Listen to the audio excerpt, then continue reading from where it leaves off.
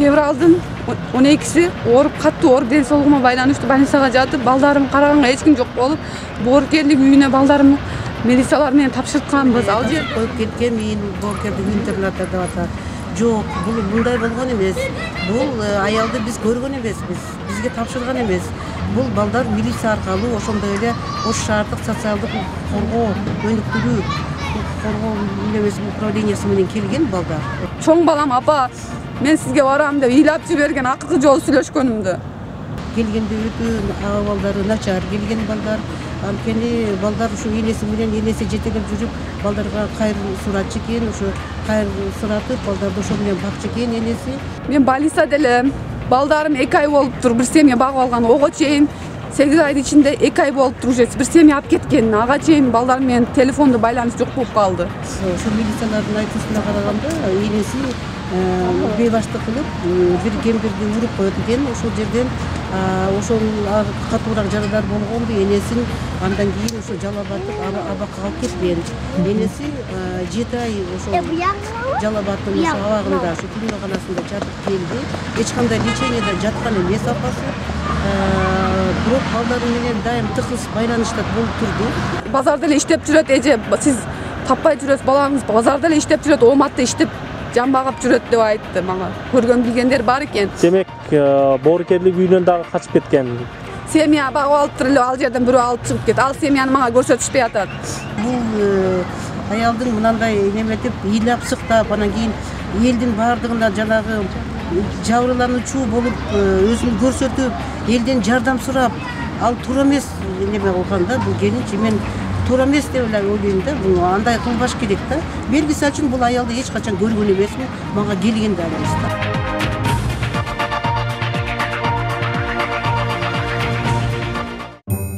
Салам достор, сиздерге эң керектүү маалыматты бөлүшкүм келип турат. Бул Ансар Групп коммерциялык эмес керектөө кооперативи. Сиз үй алып жатканда сумманын 25%-ын тапсаңыз, бизден 75% болот. Каражатты 6 айдан 7 айга чейинки аралыкта алсаңыздар болот. Ал эми сиз 35% төлөсөңүз, биз 65%ды 3 айдан 4 айга чейин даярдап беребиз. Эгерде сумманын 50%-ын сиз төлөсөңүз, калган 50%-ын бизден 35 күндөн 45 күнгө чейин толук сумманы ала аласыз. Төлөө мөөнөтү 10 жылга чейин. Эми жаңы автоунаа алгысы келгендерге ыңгайлуу шарттар каралган. 35% төлөсөңүз, биз 65%-ын 3 айдан 4 айга чейин даярдап беребиз. 50% төлөсөңүз, биз 50%-ын 35-45 күн аралыгында даяр кылып беребиз. Кызмат акы унаанын баасынан болгону 6% алынат. Төлөө мөөнөтү 3 жылга чейин. Ансар Групп менен өз үйүңүздө бакыт жашоону улантыңыз.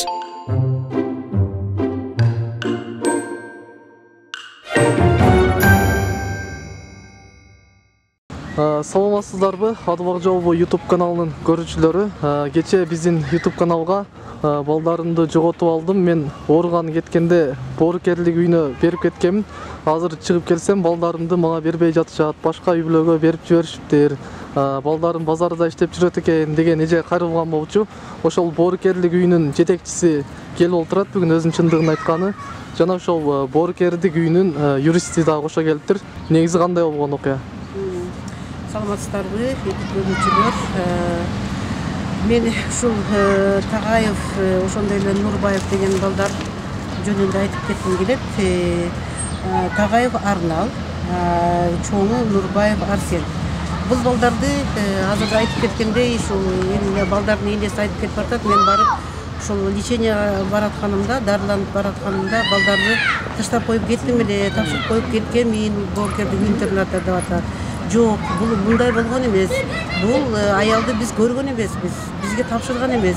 Бул балдар милиция аркылуу, ошондой эле ош шаардык социалдык коргоо өнүктүрүү коргоо управлениясы менен келген балдар. Ошо келгенде дагы өз документтерин көтөрө келишкен. Булардын колдорунда мына азыр энеси өзүнүн жанагы көлүктөрүнүн апасы бизге берген эмес. Көлүктөрүн милицияга да бербей коюптур. Көлүгү жок эле жөн эле ошо эки баланын жылдарын айткан экен, ошо менен эле келген да. Бирок келгенде балдар бүт бардыгы закон түрүндө буйрук менен келген балдар. Бизде келген балдар, боорукерлик интернатына келген балдар 6 ай мөөнөтү менен эле турат. Мөөнөтү бүткөндөн кийин ошондой эле алып келген киши булар деген ошо Ош социалдык өнүктүрүү башкармасы болуп эсептелет. Ушулардын кайра эле ушулардын буйругу менен кетет, каяга болсо дагы. Биз бул боорукерлик үй интернаты балдарды алып келгенден кийин мындай үй бүлөгө келген балдардай болуп тарбиялап, буларга ушул сабак алып барып, окууларын карап, тарбия берип, ушул тамак ашын карап, кийим кечесин карап, биздин милдетибизге ушул кирет. Ал эми балдарды башка жакка жайгаштыруу жөнүндө биз мындай окуубуз жок биздин балдар жөнүндө. Эми балдар жөнүндө айтып коюп кетким келсе, бул балдар келгенде өтө абалдары начар келген балдар. Анткени балдар ушу энеси менен энеси жетелеп жүрүп, балдарга кайыр суратчы экен, ошо кайыр суратып, балдарды ошо менен бакчы экен энеси. Ал эми эмне болгон бир ошо милициялардын айтуусуна караганда энеси бейбаштык кылып бир кемпирди уруп коет экен. Ошол жерден ошол катуураак жарадар болгонду энесин андан кийин ошо Жалал Абадтык абакка алып кеткен. Энеси 7 ай ошол Жалал Абадтын ошо абагында, ошо түрмөканасында жатып келди. Эч кандай лечениеде жаткан эмес апасы. Бирок балдары менен дайым тыгыз байланышта болуп турду. Балдары менен сүйлөшүп турчу эле. Боорукерлик үй интернатында дагы балдар менен ушул психологдор, ошондой эле социалдык кызматкерлер иштеп, балдарын аябай жакшы тарбиялап, балдары окууга барып, жакшы болуп жүрдү балдарычы. 6 ай мөөнөт бүткөндөн кийин биз ошол келген социалдык өнүктүрүү башкармасына биз кабарлашып билдирүү беребиз. Мөөнөтү бүттү дегенде 6 ай эмес, булар уже 1 ай ашыкча жүрүп 7 ай туруп калышты балдар.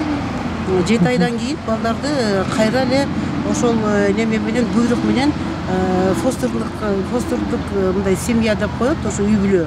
Ошол үй бүлөгө алар ошол социалдык коргоо бирикмеси алып кетти да балдардычы.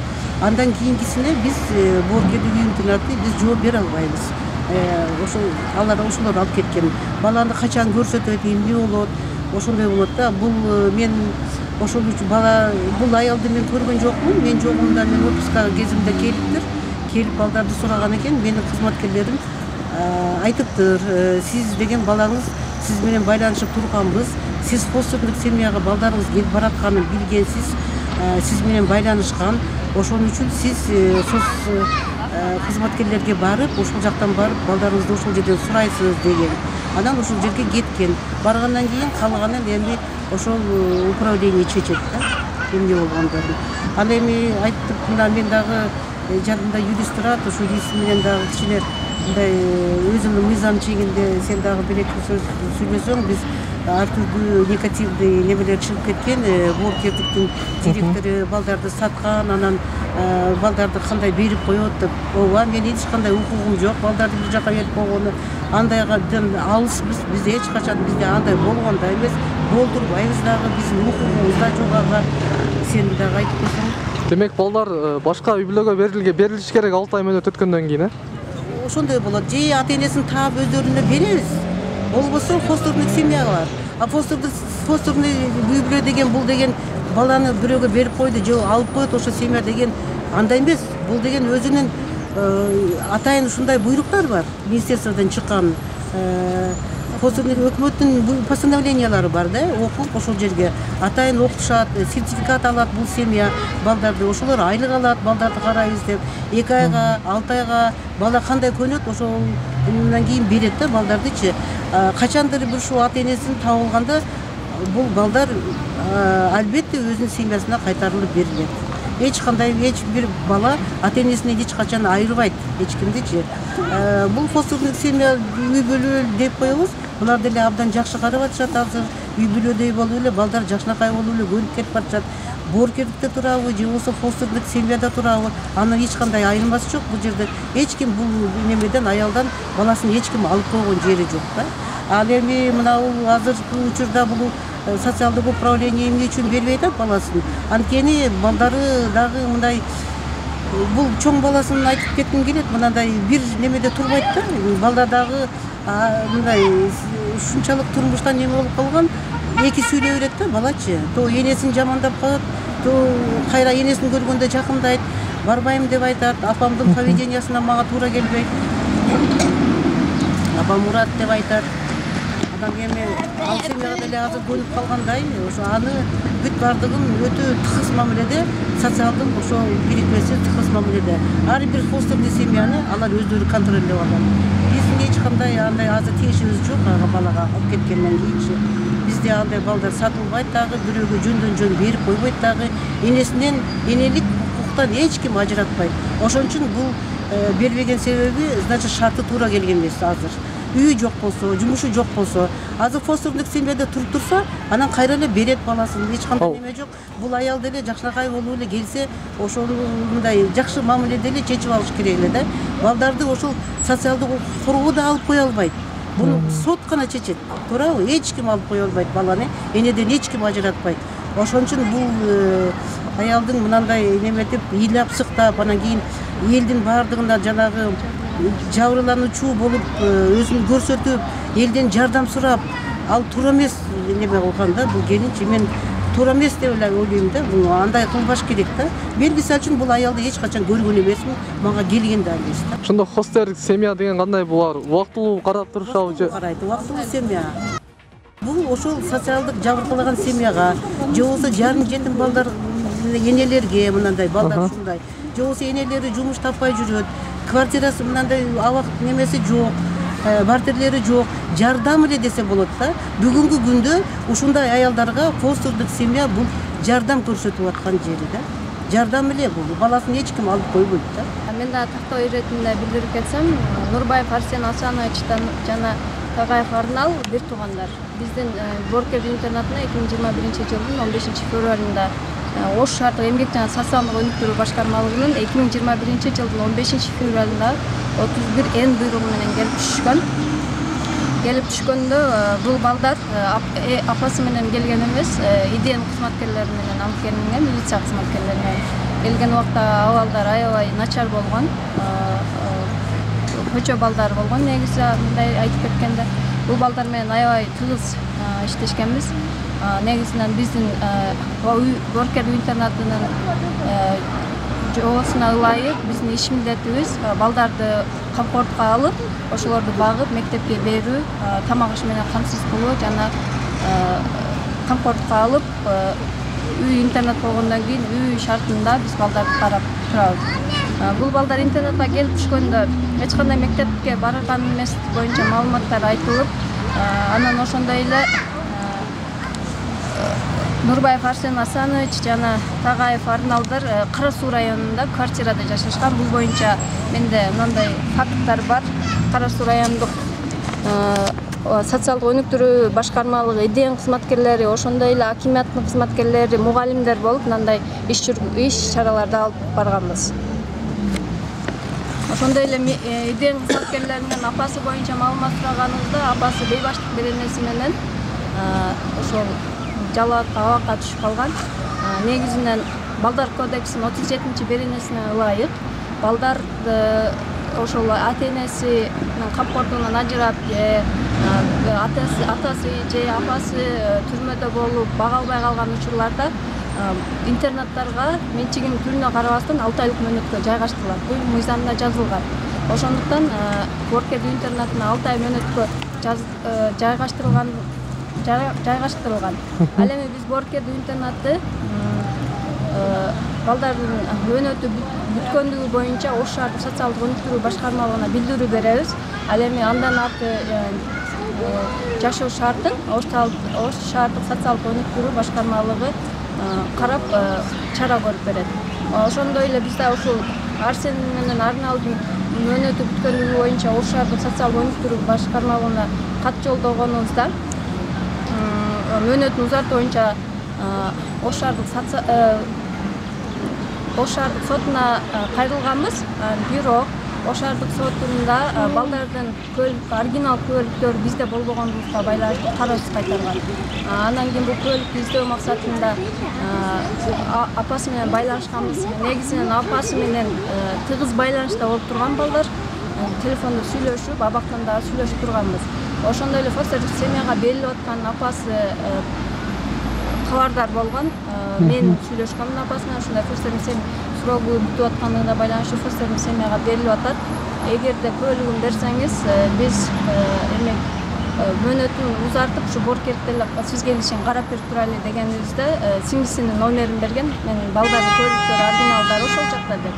Анан сиңдисине байланышканыбызда сиңдиси эмес эле күйөө баласы болуп калды. Күйөө баласы менен сүйлөшкөнүбүздө анан ана берем, буну берем деп мөөнөттү созуп турганына байланыштуу Ош шаардык соту бизге баягы жазган арызыбызды боркерге калтырып убактылуу калтырып турайлы деген арызыбызды кароосуз кайтарып, балдар ошо мөөнөттөрү бүткөндүгүнө байланыштуу фостер семьяга ошо дагы деле Ош шаардык эмгек жана социалдык өнүктүрүү башкармалыгынын 2021 жылдын 19 августундагы номер 185 буйругу менен фостердин семьяга берилген. Ошондой эле тактап айтып кетчү нерсе, биздин жобобуз боюнча биз балдарды Ош шаардык социалдык өнүктүрүү башкармалыгынын буйругу менен алабыз жана ошондой эле Ош шаардык социалдык өнүктүрүү башкармалыгынын буйругу менен чыгарабыз. Бул жерде биз ойлоп чыккан закон эмес. 2012 жылдын 1 октябрында номер 690 менен бекитилген багып алуучу фостердин үй бүлө жөнүндө жобого ылайык Ош шаардык социалдык өнүктүрүү башкармалыгы ошол фостердин үй бүлөгө багып турууга убактылуу берилген. Бүгүнкү күндө кече балдар менен жолукту же жолукпадыбы? Биздин маалыматыбыз боюнча бүгүн жолугушуу болгон. Ошо конференция журналисттер менен жолугушуп ошол жерде жолугушкан. Ал жерде Ош шаардык социалдык башкармалыгынын кызматкерлери кандай алуу жолдорун, кандай алыш керек балдарды, кандай жолуктуруш керек ошол боюнча маалыматтарды берип, туура маалыматтарды берип, менен балдарды жолуктурушкан.